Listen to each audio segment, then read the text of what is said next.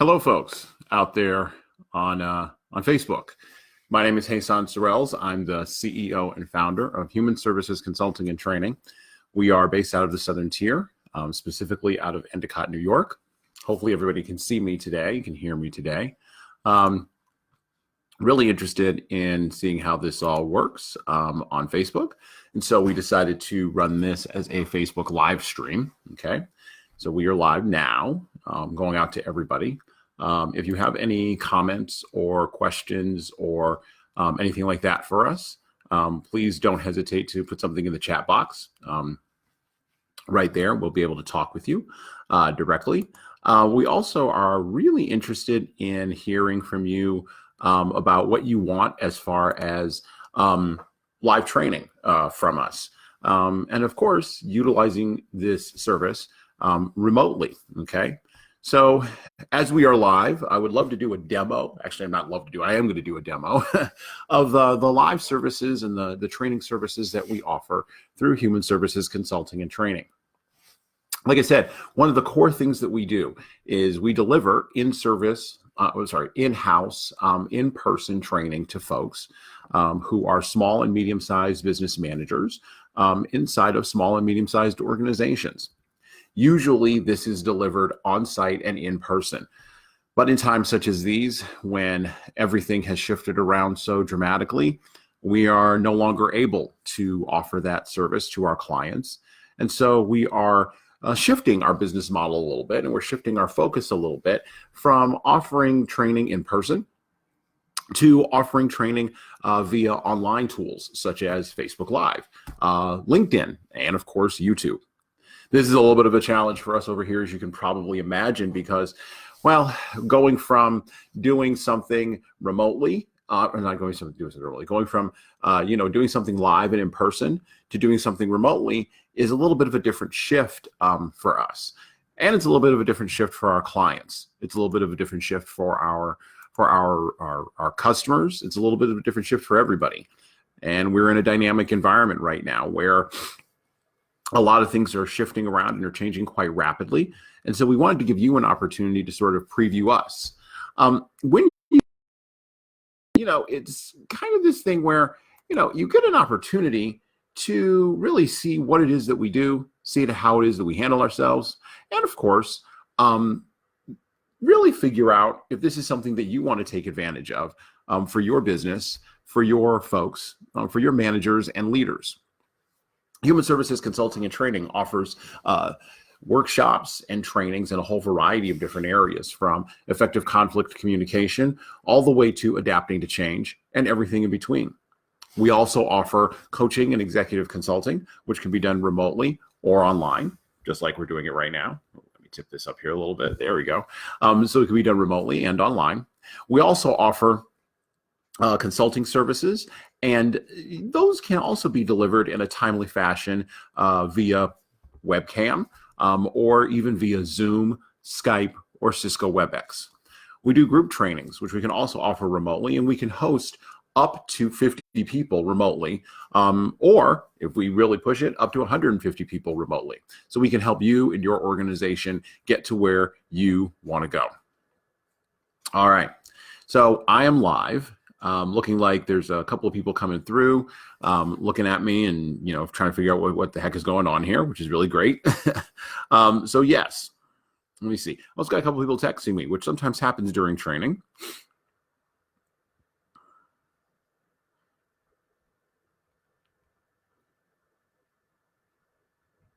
There we go. All right, which sometimes happens during training. And so we are live right now, going out to everybody. If you can hear me, like I said, please send a comment.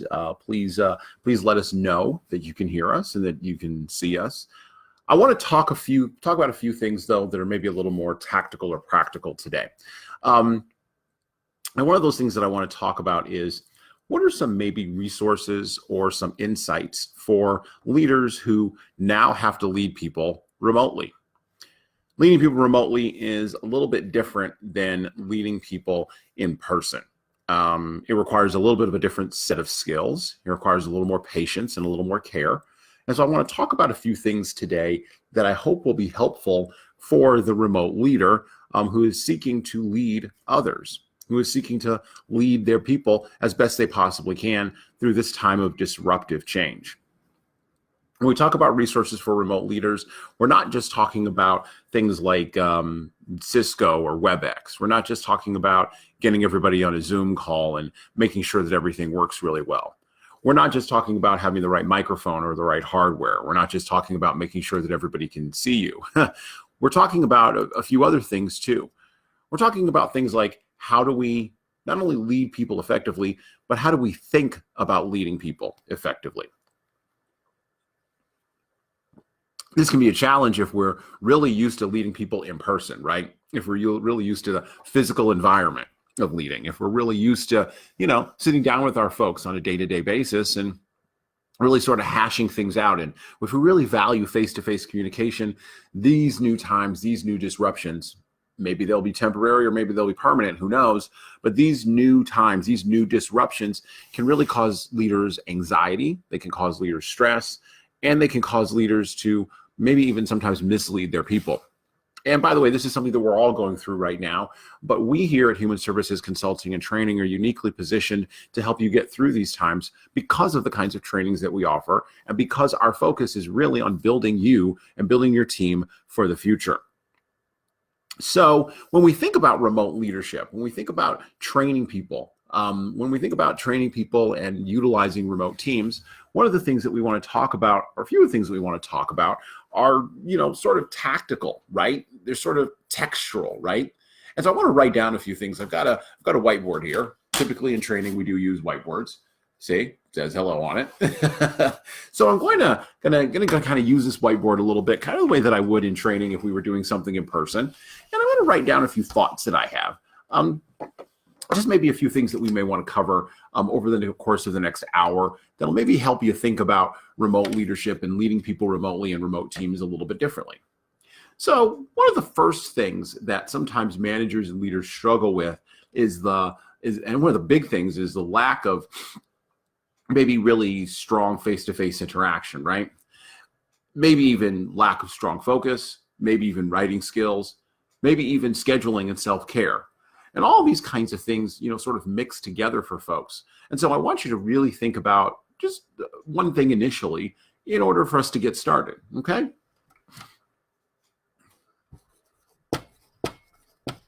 So managers and leaders can sometimes struggle in a remote environment if they value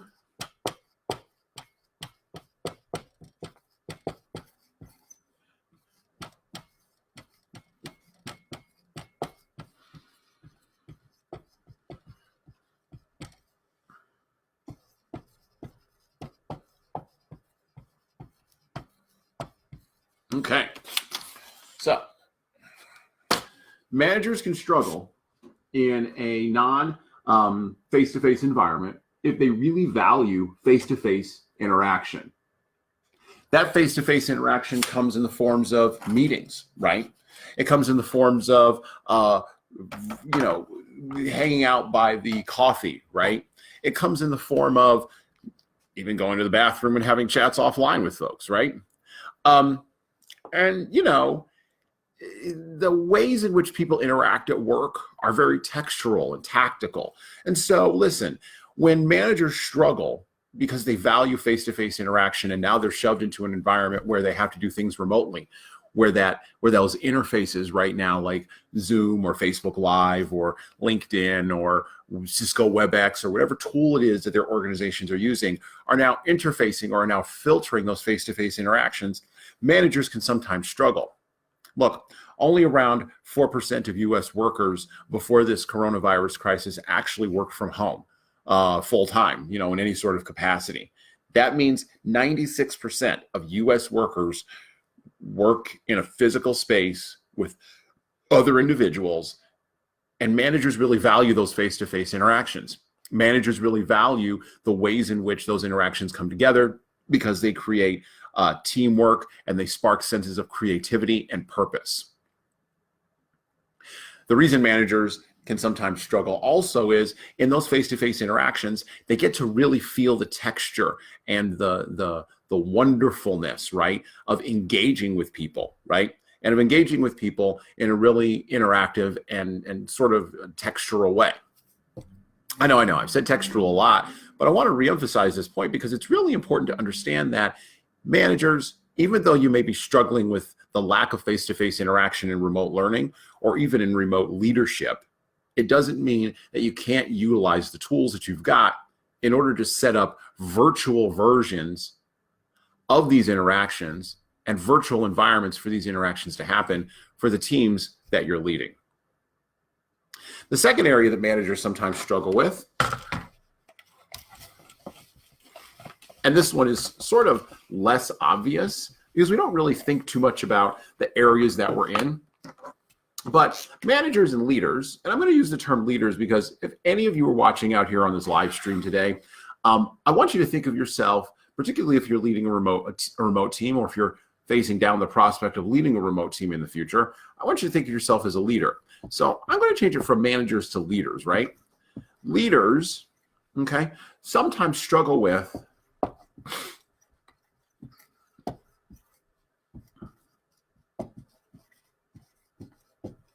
the lack of physical space. This is something that people really don't think about till it's gone. I'll show you what I wrote here. Sometimes leaders struggle with a lack of physical space. Sometimes people don't think about this until it's gone, right? When you can no longer get into the building, right? When you can no longer congregate in large groups, right? When you can no longer go and see somebody immediately and get a, like I said before, face-to-face interaction, right?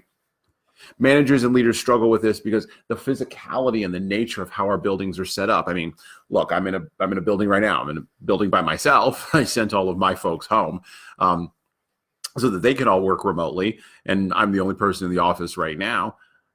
That's the ultimate social distancing. But in our physical environments, we're not socially distanced. In our physical environments, we're crowded together. We're merged, right? And we like this because as human beings, we're social creatures. We really enjoy the texture, as I keep saying, but also the space of a physical environment that feels psychologically different than our home, than our community space, or even another intimate space that we may go to. Our brains do this task switching thing, which I won't get into the brain science of all of that, but our brains do this task switching thing between being in one physical space for one thing and then being another physical space for another. This is why you behave, one of the main reasons why you behave differently at work than you do maybe at church or at a religious function, at a concert, which is outside, tends to be outside, versus being in your car, versus being in the workplace or being in the office. And leaders sometimes struggle with the lack of physical space. When you're leading with remote teams, obviously those people are working from home or another remote space that's not the workplace. And so leaders can sometimes struggle with figuring out how to navigate people in a different space where they may be seeing the background of that space, and that space may not look like work. That space may look like their home. That space may look like a corner of a place in their house. That space may look like a garage. And these are subtle cues to leaders, because leaders are human beings just like everybody else, that maybe there's some other things going on, or maybe there might be a lack of focus. Leaders can sometimes struggle with this and struggle with this perception in their head. The final area, or the final couple of areas that I want to focus on, are really sort of, like I said, non-obvious. They're not really apparent, right? If you initially think about working remotely or leading people, who are on remote teams and who are working remotely. But leaders can struggle with the fact that, and this is already happening in this dynamic environment around coronavirus or COVID-19, and it's something that we here at Human Services Consulting and Training can help you address. Leaders can struggle with the fact that, well, this right here, some roles can't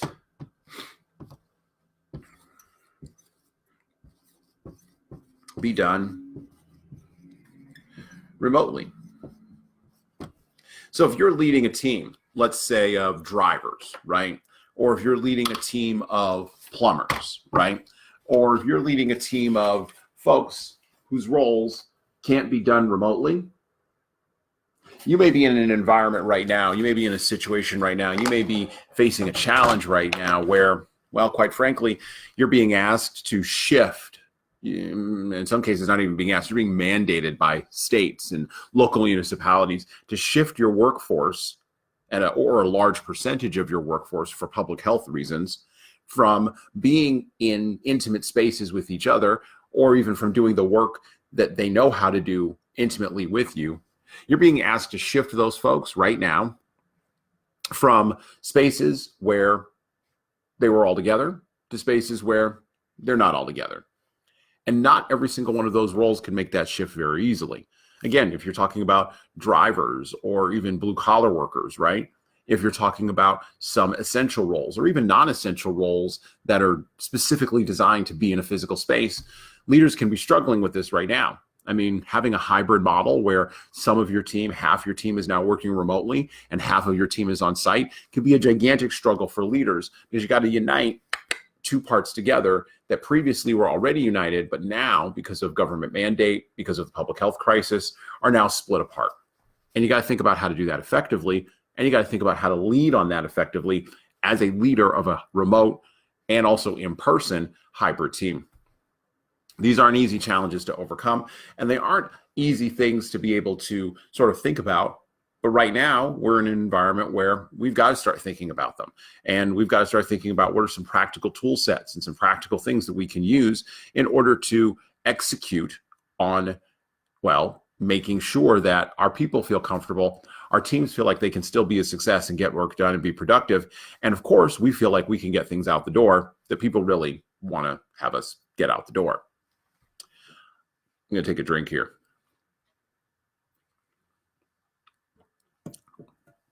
So what are maybe some ways to solve some of these challenges? What are some things that leaders need to think about?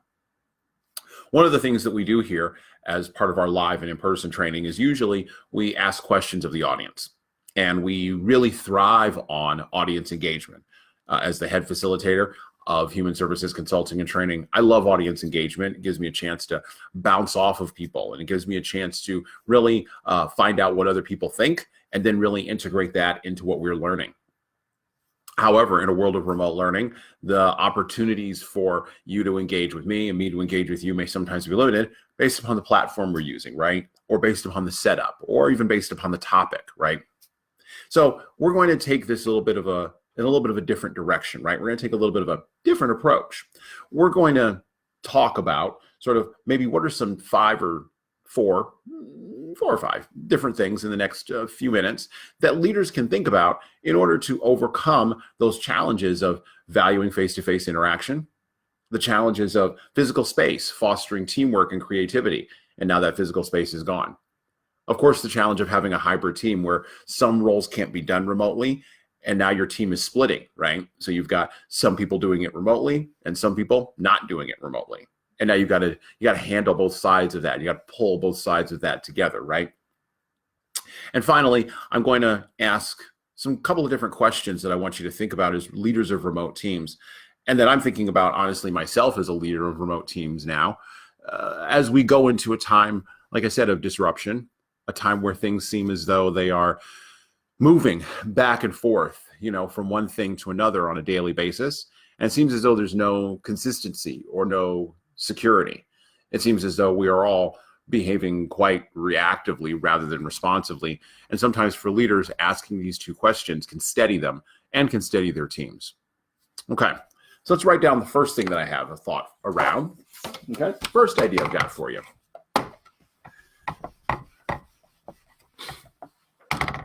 So when leaders value face-to-face interaction and leaders value strong face-to-face interaction, leaders wind up creating situations and environments that allow face-to-face interaction to happen. But what do they do when that face-to-face interaction or the opportunity for face-to-face interaction has been severely reduced? Because again, you're in a public health crisis, you're you're reacting to maybe political situations or economic situations that are currently occurring. What do you do, right, when that ability to have those face-to-face interactions has now been reduced or been switched to? What do you do as a leader?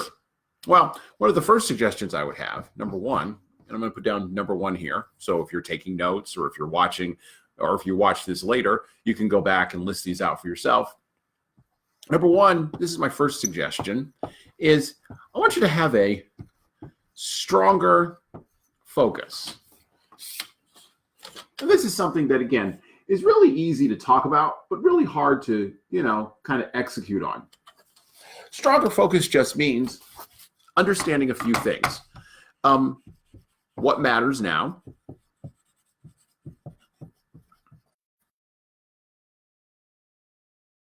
What matters later?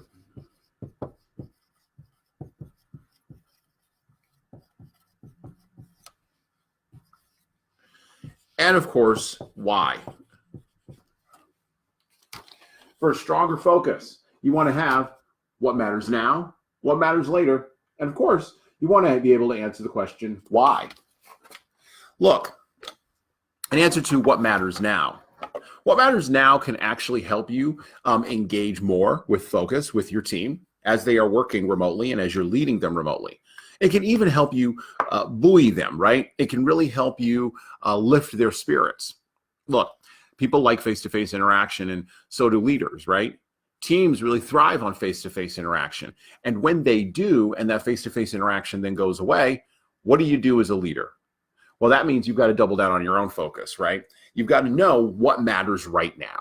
What are the things that we need to do immediately? And this isn't necessarily triage. It's more like priority management. What matters later? What are the things that we can push off, right, to the side? Now, doing that on the fly can really feel panicky and can make the team sometimes feel like you're in a state of fear or a state of flux, and you don't want to do that. You want to do it slowly and deliberately. And so that answers our third postulate, which is why. Why are we determining what matters now? Why are we determining what matters later? And what's the difference? That can enable you to have stronger focus for your team, and it can enable you to value those face-to-face interactions, even though they're happening digitally with a bunch of different interfaces between you and the other people on the team. It can enable you to have those in a little more of an effective way. All right, so that's my first suggestion. That's my number 1. Get a stronger focus as a leader. That'll really help you lead remote teams effectively, particularly if you're leading them in times of disruptive change. All right, let's move on to number 2. So number 2 is kind of, again, something that seems like it would just be something that would be known, but you find out that when you're working with remote teams, it becomes something that really matters. So for leaders, they should really be these days honing on and engaging with and growing their writing skills. We don't really talk too much about writing. Here we go. So remote leaders should engage with and should have better writing skills. Look, we don't really think too much about writing these days. I mean, well, I wouldn't say we don't think about it too much. I would say that writing is something that we've sort of given short shrift to as our society and culture has moved towards being a visual one. So I'm doing this on Facebook Live. I'm not sending you out a giant blog post, right? I do write blogs on my website at hsconsultingandtraining.com, and you can go check out all of my blog posts that I've written. But my blog posts tend to be fairly short and fairly concise because, well, people have short attention spans these days, and they really want you to get to the meat of the matter very quickly. However, in remote work, and when you're leading people remotely, one of the things that you have to consider is this: how are we writing our emails? How are we structuring our written communication? A lot of organizations, a lot of leaders use email as a management tool, kind of the way they would use text messaging or even instant messaging. And when you're leading a remote team, this method of utilizing email doesn't always work for people, particularly if they're in environments remotely that don't really allow them to be hyper responsive very quickly to a short email. Better writing skills also really matter when we think about meetings. One of the interesting things and one of the interesting ways that we use meetings is we use meetings as a management tool as leaders or as a leadership tool to get everybody on the same page. But then there's all the things that kind of happen in meetings, right? There's all of the kind of social things that happen in meetings and the status things that happen in meetings and the posturing and the power things that kind of happen in meetings. And these are all very interesting, and they all form the subtext of the meeting. Well, now we're moving into online spaces, moving into remote spaces, right? We're shifting our focus and we're shifting our posture right now. And what's happening is, well, writing skills have now become something that we really need to engage in as leaders, and we really need to become better at. Writing skills become the coin of the realm, not just with emails, but also in critically thinking about the answer to this question. Could this Zoom meeting, could this Skype meeting, could this WebEx meeting really have just been an email? Could I have really just sent a concise, powerful email that would have gotten everybody on board, where people could have had a robust conversation, had time to put their thoughts together, and then had time to articulate them effectively? Look, writing is the cornerstone of effective leadership. It's persuasion just with words, whereas meetings tend to be persuasion with the spoken word and persuasion with other different things going on underneath. Now all that's got to get transferred to email, which means writing skills, better writing skills for leaders, become the coin of the realm and really separate, well, the people who really know what they're doing from the people who may come off as leaders as just scrambling, looking for a solution. All right. The third area I'd like to focus on, the third point that I'd like to focus on is this one. And it really goes along actually with what we're doing here with Facebook Live this morning. Okay. By the way, if you've joined us on Facebook Live, thank you. I really do appreciate it. I see who's joined up here in the chat box here to my right, and that's really great. Thank you for joining me this morning. I appreciate it. We've been live for about 20 minutes here, and we'll be live for about another 20 because I want to make sure that I get, obviously all my points out, but I also want to make sure that you have a robust experience. So thank you for joining me. I really do appreciate it. So point number 3. Right? When we're thinking about leading people remotely, okay, the third thing that we need to think about is this. Along with stronger focus and better writing skills, we need to have leaders who have engaged with and who have grown and have more astute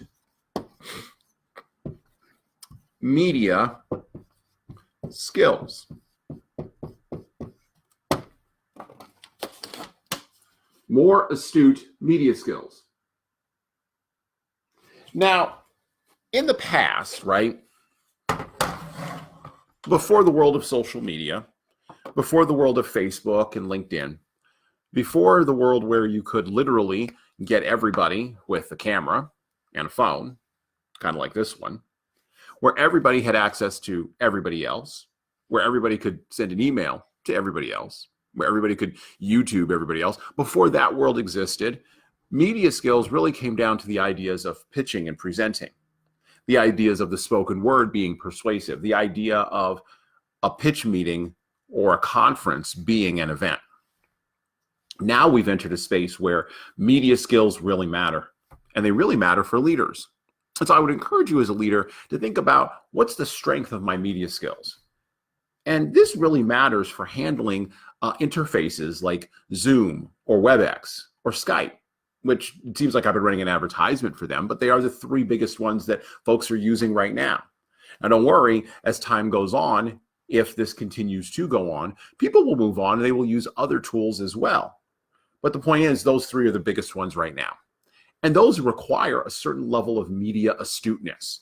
You have to understand how you come off on video. So doing things like this, when you're annoyed with people, that may work in an in-person meeting in a physical space where the face-to-face interaction and all of the minor things underneath and all the other textural stuff has already occurred. You may be able to get away with that as a leader, or you may be able to get away with ignoring people like this and then bringing your attention back. Or you may be able to get away with, doodling, right? And not really paying too much attention to what's going on. You may be able to get away with all those things in an in-person live interaction, but when it goes to being online, when it goes to being remote, when there's a camera in between you and the other person, well, now media skills become something that become really important for you to be able to have and for you to handle in order to lead people remotely. Because see, here's the thing, the camera,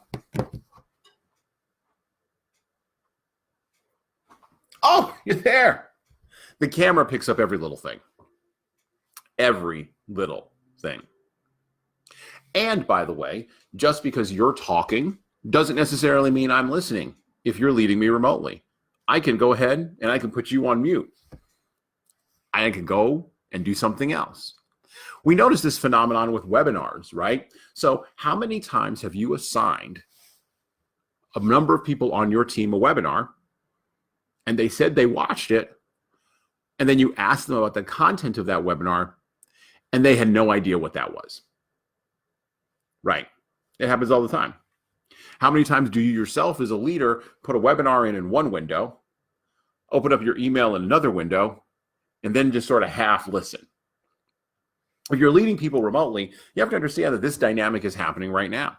This dynamic is what is happening as you shift your workers from working in person to working remotely.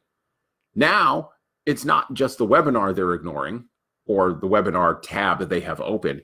It's the other 30 tabs that they've also got open, which include the email and the file sharing and the remote access, the instant messaging content that they are talking about with the members of their team, while they're also talking to you and being involved in a meeting with you on the video.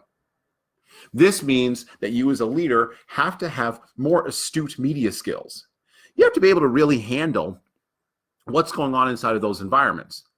I'll break it down even simpler than this. You have to be more interesting than whatever it is they are engaged with at the moment. And that's really hard. That's where media skills come in.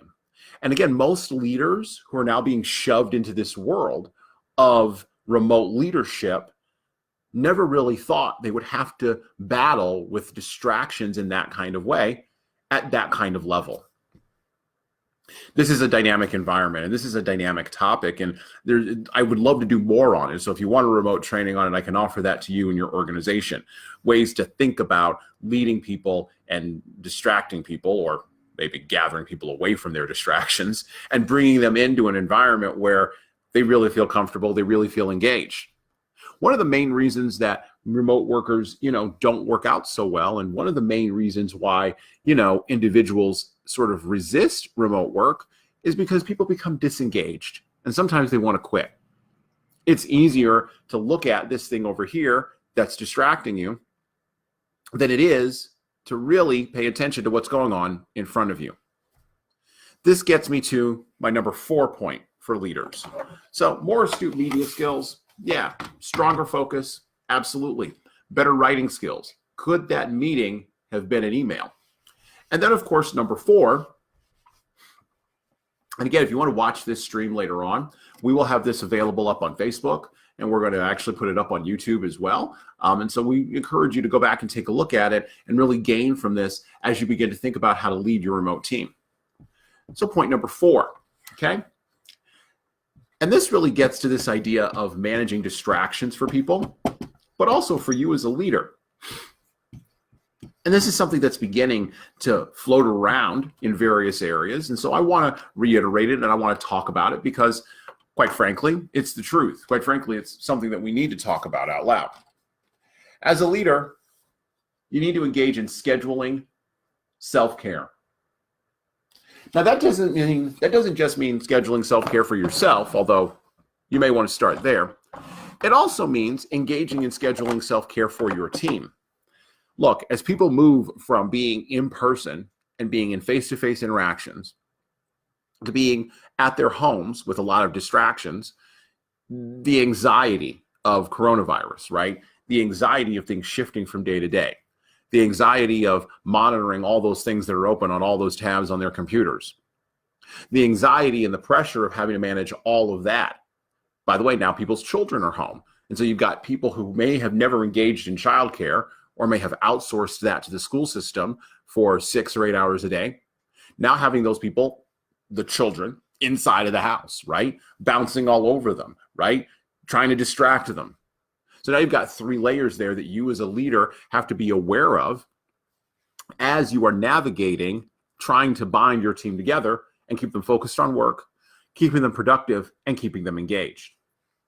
This is where that self-care piece comes in. Just because we can schedule a Zoom meeting or just because we can schedule a virtual meeting, do we need to? And by the way, does everybody need that meeting? Or does it need to be just the mission people who really need to be there and make a decision? The other thing with scheduling self-care is this. You as a leader may be very familiar with working the traditional 9-to-5 role. And there's nothing wrong with the traditional 9-to-5 role. It built the United States and it built many other parts of the world. 9-to-5, 40 hours a week, traditional role. But do we need to accomplish in 40 hours out of the week everything that we need to accomplish? Or once we start working remotely, can we cut that down? Can we cut that down to 30 hours a week? Can we cut that down to 20 hours a week? Can we cut that down to, dare I say, 15 hours a week? How much time during the week do we actually need to get productive work done if we had stronger focus, fewer distractions, and mission critical people who are at the meetings that they needed to be at, and everybody else could go off and do work? This idea of scheduling self-care is an idea whose time has come. It goes along with mindfulness and meditation. It also goes along with certain religious practices like prayer, right? Look, when you are mindful of other folks, when you are engaged in scheduling self-care, now you're doing something that's really valuable for your team as a remote leader. You're actually role modeling in real ways the things that you're saying. And valuable as scheduling self-care is, what's even more valuable is role modeling that for people.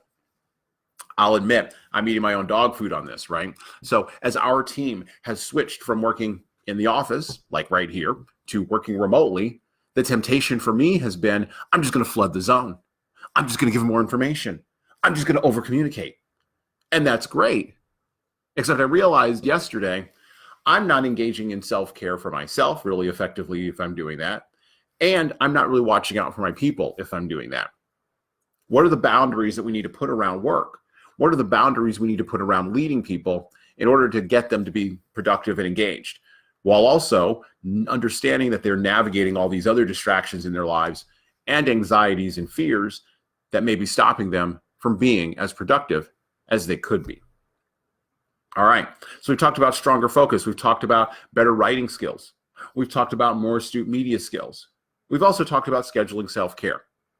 So number 5, okay, the 5th thing that you want to pay attention to as a leader is this, and it's something that, again, we sort of talked about and talked around a little bit, but we really want to begin engaging with this area, particularly as, well, we switch people to remote work, right?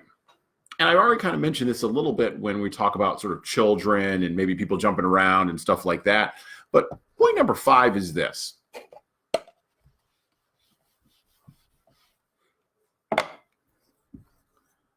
Leaders should help their teams establish appropriate and defined boundaries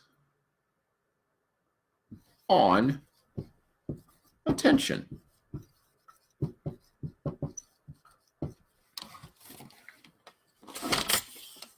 Boundaries on attention. This is the 5th area that leaders should pay attention to. What this practically means is this. Now let's talk about the example of a hybrid team, right? Some roles, some jobs can't be done remotely. Some things need to be and need to happen on site. Sometimes we need people in order to make stuff work. We just need them to show up. And in a time of disruption, in a time of distraction, right? It's easy to talk about boundaries on attention when we talk about the people working from home. But what about boundaries on attention from the people who are still in the office with you? Those 50% of people who just couldn't go away. What are the assumptions and expectations that they have that they are subtly maybe expressing or not expressing about the people who are now able to work from home? There might be some dynamics that you may have to navigate there. And I'm not talking about necessarily jealousy or envy, although that can maybe be potentially part of the dynamic. But I'm talking about just explaining to people and having clear and unambiguous expectations, not assumptions, but expectations of what a hybrid team would look like. Because as I said before, some roles can't be done from home. But those roles that can be done from home, right? Balancing those two roles together really becomes important for folks to do successfully in order to have productivity and a higher level of engagement. Now, boundaries on attention, of course, means the obvious stuff. encouraging people to, close open tabs on their computer, encouraging people to get off of email and get outside, encouraging people to go and take walks, right? Not necessarily encouraging them to crowd into crowded areas or do anything like that, because again, we are in a public health emergency currently. But even as we exit this public health emergency over the next days, weeks, months, as we exit this, fundamentally, the nature of leading people will change, and the nature of boundaries on attention will change. Look, it was once said by the writer and author Seth Godin that attention is the greatest commodity. It's probably the biggest one left, that everybody's just sort of trying to crowd and trying to crowd and trying to crowd. And most people have a limited amount of that commodity. They have a limited amount of attention. And so encouraging people to put boundaries on attention really matters. In practical ways for you as a leader, here's what you got to think about. Number one, where are people setting up their workspaces at work, right? Where are people setting up their workspaces remotely at home? When you go from your workspace at work, which seems broad and expansive and it's your own space, and then you're going to the home where you may not have your own space or where you may have to share that space, that can create crowding to attention. Then, of course, you've got the issue of the tabs being open, like I was saying, with our digital devices. I mean, I've got my phone here, I've got a tablet here, I've got a computer here, I've got another computer there. I've got all kinds of different things going on in this space. And I've got pinging and phone calls, and I've got comments coming in on the side. By the way, if you are here, please comment. I've got all of that going on. And those can all become distractions. Those all become competition for my attention. And by the way, I can look out the window. I can see people walking on the street, right? I can see the abandoned furniture from my team who went remotely. I can see the abandoned furniture in my office. All of these are distractions. What are the boundaries that not only are you placing on your attention, but what are the boundaries that you're encouraging your team members to place on theirs as they work from home, maybe potentially for the first time? Remember, I said previously, less than 4% of US workers work from home full time. That means 96% of us do not work from home. Now we are in a space where a good chunk of that 96% is now being asked or forced to work from home. And they may be having a lot of anxiety. They may be having a lot of pressure. They may be having a lot of stress around those areas. And so listen, establishing appropriate boundaries on attention and encouraging folks to have those boundaries as a leader is hugely impactful for people, and it will make you a better leader. All right, so those are my top 5 suggestions for remote leaders, right? This is a challenging area, and we're going to be putting out more solutions. We're going to be putting out more products. We're going to be doing more live stream training around this area. We're going to be designing more workshops as we go forward in the future in order to help you become a better leader. These are going to become standard along with our other workshop offerings that we have that still can be delivered live and in person, even to small groups. But we're moving gradually and steadily into offering these kinds of opportunities to groups online, to groups remotely, and of course, utilizing all of the tools that we have at our hand, right, to make sure that you get the best experience you possibly can as a leader. We still believe in training and development. We still believe that learning for folks online is where everything is going to go. By the way, only 16% of colleges and universities are actually set up. Were actually set up before the novel coronavirus or COVID-19 crisis really hit. Only 16% of those colleges and universities in America were really ready to do online learning. I mean, they had the infrastructure there, but they weren't ready to do the learning. And now everybody's there. Everybody's going there. So this is a time of massive disruption. And we here at Human Services Consulting and Training hope to be a resource to you to help you navigate these kinds of disruptions and these kinds of distractions. Look, it's not easy to be a leader in a time like this. It's not easy to be a leader when everybody else around you is engaged in panic and fear. But we don't operate in a spirit of fear. We operate in a spirit of hope. We don't operate in a spirit of desperation. We operate in a spirit of planning. We don't operate in a spirit of reactiveness. We operate in a spirit of responsiveness. Those are 3 big things for leaders to remember as they go forward, as things change from day to day. Please do not hesitate to reach out to me personally. Like I said before, my name is Jesan Sorrells. You can always email me directly, jsorrells, SORRELLS, at hsconsultingandtraining.com. You can always check out any of our resources on our training channel, Human Services Consulting and Training on YouTube. And of course, we will continue to be offering these Facebook live streams, probably at least once a week for the next few weeks going forward, talking more in depth about what leaders need to do in order to be successful remote leaders, right? And to lead remote teams in ways that can help them be productive and be highly engaged so that they don't get disengaged and quit our jobs in the middle of these crisis times. You can also check out our website, hsconsultingandtraining.com, for all of our workshop solutions, our executive coaching solutions, our personality assessments like DISC, and of course, our newest flagship product, which we launched in January, LeadingKeys, mobile online learning in the palm of your hand. Video first, modules, 12 of them right now as a leader, as a supervisor, as a manager, or if you're an executive or in an upper management role, for you to give to your managers and leaders to make them better. Finally, if you'd like to give us a call, the telephone number in our office is 607-239-5571. And we will always be free to talk with you about solutions to your most pressing leadership problems. Thank you very much to all those who viewed this morning. We're live, and so thank you for everybody viewing us today. We're going to be taking this video and we're going to be cutting it up and putting it on YouTube. So you'll be able to check it out there for free as well on our YouTube channel, along with our time management video and our first remote training video that we launched yesterday. And of course, we'll be doing more of these Facebook Lives. We'll be doing some stuff on LinkedIn. And of course, we'll be doing a YouTube Live in the future, probably next week. All right. Thank you very much for your time and attention. I really do appreciate it. And I hope to see more of you in the future. Thanks.